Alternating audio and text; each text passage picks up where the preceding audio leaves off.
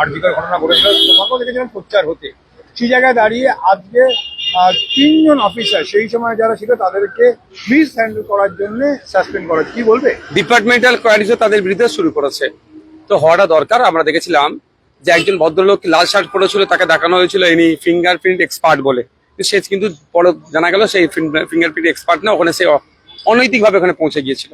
শুধু তাই না, এই ধরনের অভিযোগ ছিল একজন অফিসারের বিরুদ্ধে, সে নাকি অভয়ের পরিবারকে গিয়ে টাকার অফার করেছিল এটাকে মিটিয়ে নেওয়ার জন্য। আর একজনের জন্য বিরুদ্ধে অভিযোগ ছিল সে নাকি প্রাথমিকভাবে যে এভিডেন্স গুলো সেগুলোকে ডিস্ট্রয় করেছে। স্বাভাবিকভাবে তিনজনকে সাসপেন্ড করেছে। এখন দেখার বিষয় এই কবে এই মামলা নিষ্পত্তি হয়।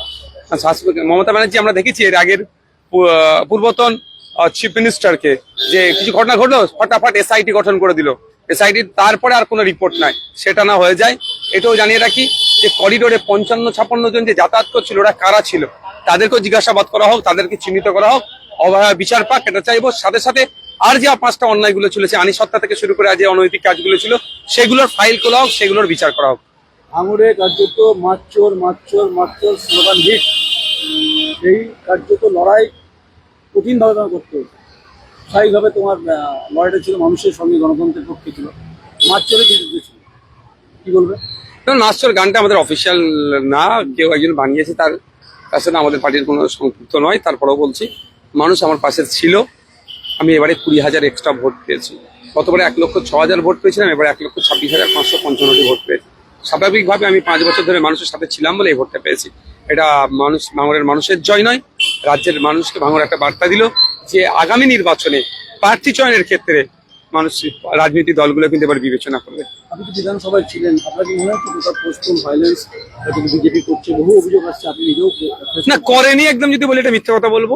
2021-এ যেভাবে হয়েছিল সেটা হয়নি, তবে এবছরে যেটা হয়েছে সেটা হচ্ছে বেশ কিছু ধর্মস্থান, মসজিদ, ঈদগাহ আক্রান্ত হয়েছে, সেটাও কিন্তু বিধানসভার মধ্যে আমি উত্থাপন করেছি। শিক্ষা দুর্নীতি পেন্ডিং, পুরো নিয়োগে গ্রেপ্তার, চাল চুরির মতো ঘটনা, আশা করবো আগামী দিনে এগুলো তদন্ত হবে, যারা দুর্নীতির সাথে যুক্ত তাদের বিচার এবং দ্রুততার সাথে হোক।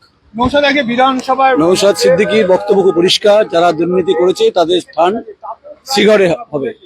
কারণ হচ্ছে যে ঘটনা পশ্চিমবঙ্গে পোস্টপোল ভায়োলেন্স হচ্ছে সেটা বিভিন্ন জায়গায় হচ্ছে, বিক্ষিপ্ত হচ্ছে। 21-এর সঙ্গে কিন্তু কম্পেয়ার করছেন না, তবে শাসকের যে ভূমিকা এবং দেখার আছে এবং দেখবেন তাই। আর ভাঙড়ে যে বিপুল জয়, মানুষের প্রত্যাশা এবং অভয়ের যে ঘটনা, তার রিওপেন করা এবং চাকরি থেকে শুরু করে গণবন্টন ব্যবস্থার দুর্নীতির ক্ষেত্রে তিনি সরব হবেন। আশা করি সরকার অন্তত এই ফাইলগুলো ওপেন করবেন।